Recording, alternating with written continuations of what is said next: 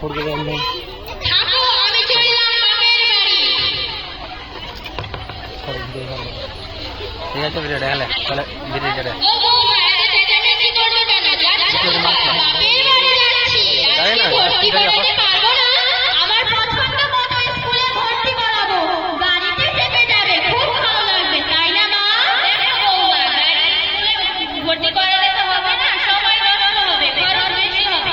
গাড়ি ভাড়ার সঙ্গে 500 বা 600 টাকা লাগবে, তার সঙ্গে প্রাইভেট দিতে হবে। বাড়িতে মাস্টার রাখলে ওই 2500 বা 3000 টাকা লাগবে। অর্থাৎ স্কুল সহ 3000 বা 3500 টাকা খরচ হবে তোমার ছেলের জন্য।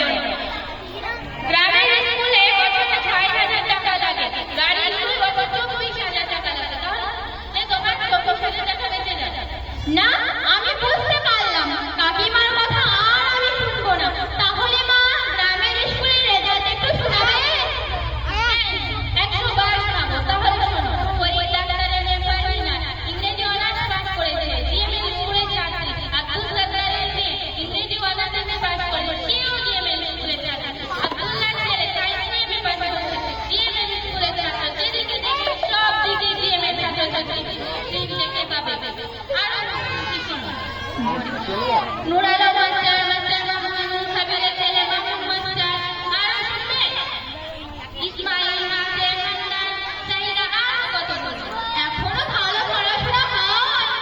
এই দেখো, গত বছর আগামী মিশনের শাহিনী সুলতানা ও শাহিনী সুলতানা দেশ পরীক্ষায় পাস করেছে।